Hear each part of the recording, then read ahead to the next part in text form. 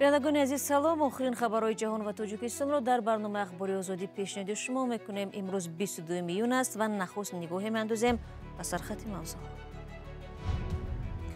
نخستین قطار روی آهن سمت دوشنبه تاشکند که 20 ایون به حرکت درآمده اولین مسافران را به ازبکستان برد امروز به پایتخت تاجیکستان برگشت. حضور خوش آمدید. با بیایه نقد آمده این سمرقند پیشواز می‌گرفتن، تاشکند پیشواز می‌گرفتن. دلیری امام علی و عبدالله غربتی یک هفته باز در بازداشتگاه هستند و والدان و پیوندانشان سرگردانند. چرا بازداشت این دو روزنامه‌نگار بحث برانگیز شد؟ ما یگان خائن نیستیم، یگان دشمن نیستیم. برای پیشرفت این وطن می‌خواهیم خدمت کنیم. باوری کنن تمام دیگه. و افسردگی و اضطراب در بین جوانان افغان زیاد شده است. طبیبان میگویند ناامیدی از وضع فعلی در افغانستان جوانان را به این حال افکنده است. وقتی نمیفهمیم کدام طرف روان هستیم گم میشیم و گم میشیم یعنی چی؟ افسرده میشیم، اضطراب میگیره. نخستین قطار روی آهن سمت دوشنبه تاشکند که روز 20 ایون به حرکت درآمده بود امروز اولین مسافران را از سمت ازبکستان به تاجیکستان آورد. آنهایی که بعد از 30 سال در این مسیر سفر کردند از راه اندازی شدن ارتباط زمینی بین دو کشور خوشحال بودند. با مسافران و مسئولان قطار روی آهن سمت دوشنبه تاشکند همکاران ما سرویناز روح الله و نگاره فضل‌الدین صحبت کردند.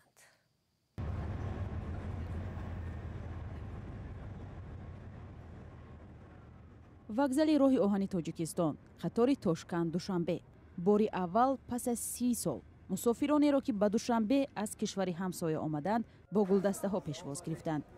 нодира шодиева яке аз онҳост ки баъд аз 7 сол ба душанбе омад. поиз хати омадан нағз осон, шароитош нағз, қулай.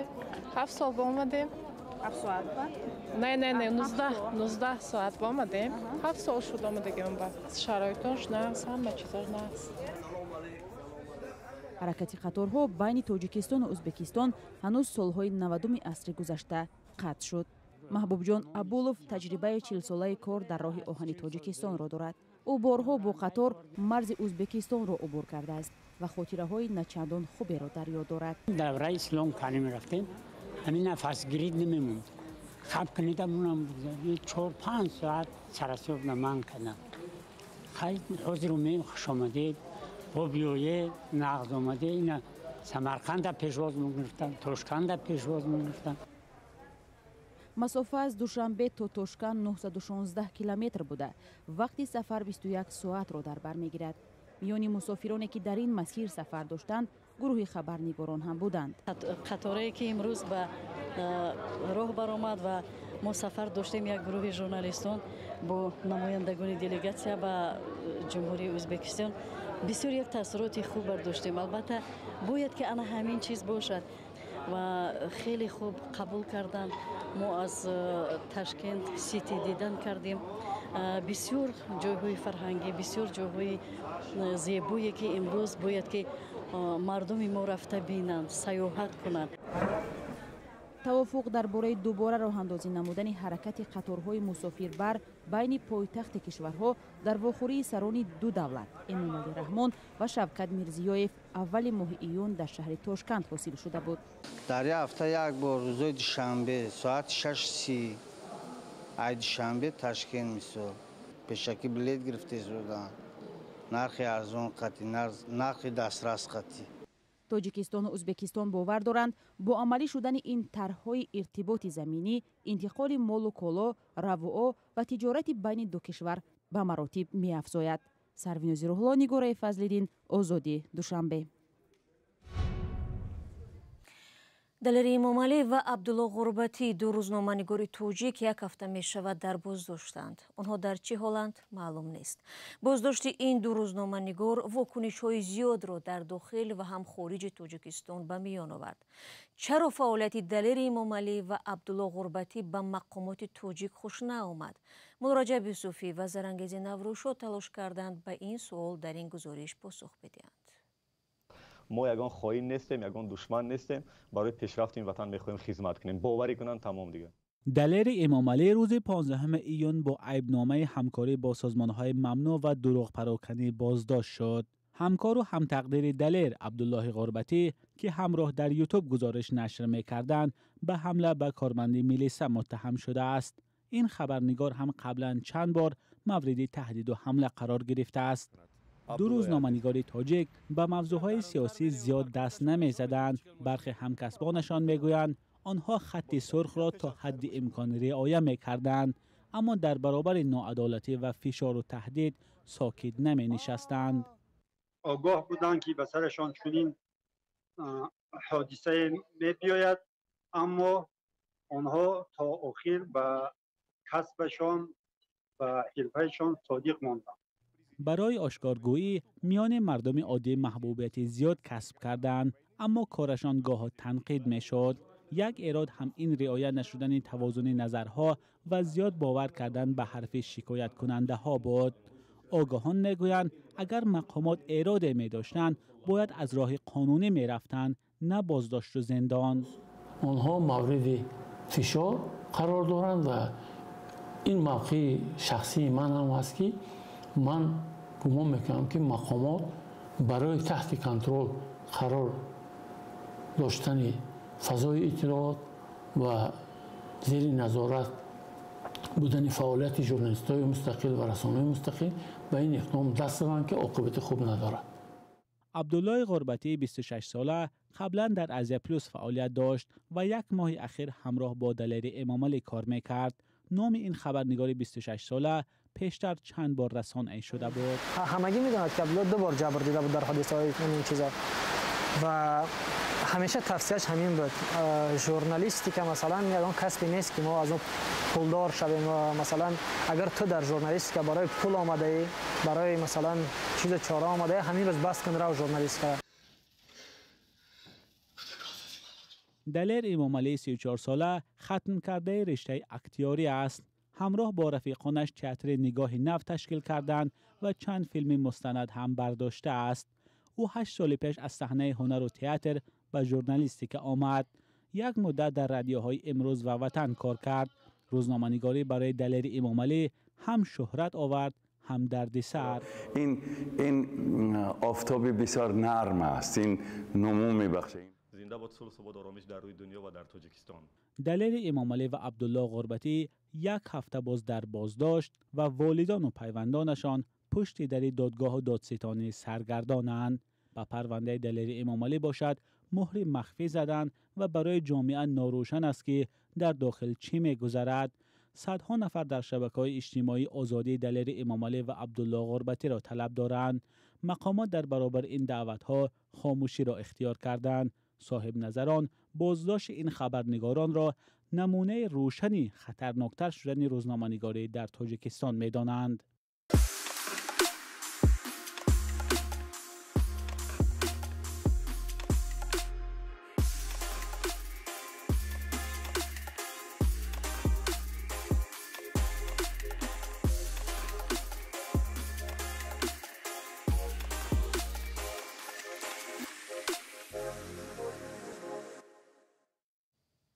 شما برنامه اخباری رادیو آزادی را تماشا دارید و حالا می رویم به افغانستان که در این کشور با بازگشت طالبان به قدرت در ماه آگوست سال گذشته مشکلات اجتماعی و اقتصادیش زیاد شد و مشکل دیگری به زندگی جوانان ضم گردیده است. آن هم بیماری های روانی و از جمله اضطراب و افسردگی که در بین قشر جوان افزوده است. همکارم طاهری سفر گزارش می‌دهد. ما وقتی نمی‌فهمیم کدام طرف روان هستیم گم میشیم. و گم میشیم یعنی چی؟ افسرده میشیم، اضطراب میگیره. خودی فریدون رهبری 23 ساله به قول خودش گم شده است. نیم سال باز گرفتار افسردگی است و روزش را با کتابخوانی سپری میکند و به سختی از اتاق بیرون میآید. دانشگاه بلخ را با اختصاص ارتباطات و سیاستگذاری عمومی ختم کرده است و امیدوار بود در نهاد حکومتی کار مییابد. بازگشت طالبان امیدهایش را برباد داده است. لنگان قدم برمی داشتن به طرف آینده بهتر، کار، تحصیل، جامعه برابر، جامعه انسانی تر و دموکراتیک. ولی همین که لنگان شروع به حرکت کردن پایشان قطع شد. شکست روحی خوردیم. تمام جوانایی که در رده سنی ما قرار دارن. برای جوانان مثل رادفر زندگی در عهد طالبان که 20 سال پس به حکومت برگشتند و قانون و قاعده‌های ارتجاعی دارند سخت است. مشکلات اقتصادی و آینده ناروشن جوانان را افسرده و گرفتار بیماری‌های روانی کرده است. شفاخانه بیماری‌های روحی بلخ شاهدی این گفته است. فعلا مشکلات روانی نسبتاً سطح بالاتر داره و مراجعین ما زیادتر است.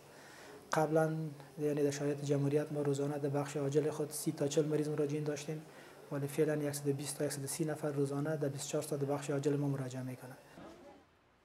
افسردگی و اضطراب در بین جوانان افغان فراگیر و زیاد شده است. طبیبان میگویند ناامیدی از وضع فعلی در افغانستان جوانان را به این حال افکنده است. بیکاری، ناامنی همه از رول داره در افغانستان که میتونه مریض دچار مشکلات روانی و خصوص افسردگی شود و اکثر مریضایی که پیش ما مراجعه میکنند جوانان هستند که از بیکاری، از امنیت خراب از این رنج میبره، بالاخره رفته دچار امراض روانی میشن. احوال بعضی از بیماران تا حدی بد است که برای پیشگیری از آسیب نرسانیدن به خود و دیگران آنها را زنجیربند میکنند. اما تعداد زیادی جوانان افغان بی زنجیر هم خود را در افغانستان زیر دست طالبان زنجیربند احساس میکردند. برمیگردیم به تاجیکستان. یک مبین طرف در جایهای جمعیتی و سرودمی شهر خوجند از جانب کارمندان حفظی حقوق عملیات طالبنده جریان دارد. مقامات میگویند نظر به سالهای قبلی سفید چنین افراد در شهر بیشتر شده است. ساکنان در صحبت‌های سر راهی با همکارم فرزان محمدی گفتند که در این اواخر شرایط زیست دشوار شده و آدمان از ناچاری رو به گدایی می‌آورند. در شهر خوجند ولایت سوخت شروع از 25 می تا 25 ایون همین سال از جانب مقامات پلیس شهر عملیات طالبنده جریان دارد. هرچند به این طبقه آدمان از روی قانون‌های تاجیکستان جزا معین نگردیده است، ولی آنها میگویند برای کاهش یافتن صف چنین نیازمندان باید کاربری کنند. تنها در یک روز قریب 50 نفری آنها را آگاهی دادند. در گزارش تلویزیونی این مقامات که در اختیار رادیو آزادی گذاشتند، گفته می شود که بعضی از آنها در برابری سلامتی کامل، نقلیات شخصی، خانه و در آباد و فرزندان برکمال داشتند، خود را فقیر و ناتوان وانمود کرده به طالبندگی همچون کسب روی آوردند. بعضی از ساکنان نیز چنین حالت را مشاهده نمودند. دوزونش دست پولتی هم خسته برام، اگه خسته را رفته برفت. بچه تو پتزو که میخیلم کرد، میخیلم شدگی میفرودم. کار که میتونستگیش به و ثواب نه، دوگان در کار نه، به خودش معلوم. اون نیازمند و چه باشد کار کردن نمیتوند که ازش نمیاد و بی یاردم کننده کار. اون شرایط حقانی باز بین چیزو همه قیمت. من گرید 1 کیلو روغن برای گفتن چند قدر پنسیونر چند پول پنسیون میگیره، چند قدر روغن گرفته میتوند. همتومی ارد 1 تن گرفت مایده چه 3 سومون ولی باشد 200 گرم ولی برای هم تو اویلو که آدم ها حساب کنید پنسیون حساب کنید خیلی پررگی سرشته خورده میتوند. همتومی با تأکید کارمندان میلیسیا صدقه مردم که از روی دلسوزی و رحمدلی داده می شود برای زیاد شدن صف چنین افراد سبب می گردد. در 6 ماه سال 2022 تقریباً 300 نفر طالبندگان را در ولایت سوخت آگاهی دادند. این هم در حالی است که سازمان‌های جهانی تاجیکستان و کشوری در حال رشد ارزیابی می‌کنند و قسمی از ساکنانش از فقر و ناداری روی به مهاجرت می‌آورند. مقامات تاجیکستان هم میگوید تقریباً 30% اهالی هنوز در حال تنگدستی به سر میبرند. در دوره بیماری همگیر و از کار محروم شدن صدها نفر در تاجیکستان و روسیه احتمال شماره چنین خانواده‌ها بیشتر شده است. فرزان محمدی، رادیو آزادی، شهر خوجند. بینندگان عزیز، برنامه امروز رو با همین گزارش به پایان میبریم، اما شما امکان دارید خبر و گزارش های روز رو در وبسایت و هم شبکه‌های اجتماعی رادیو آزادی پیدا نمایید. تشکر برای با ما بودن. فردا شما رو در برنامه هایمان انتظار خواهیم ماند. خود را احتیاط کنید عزیزان و خدا نگهداری هر یک شما باشد.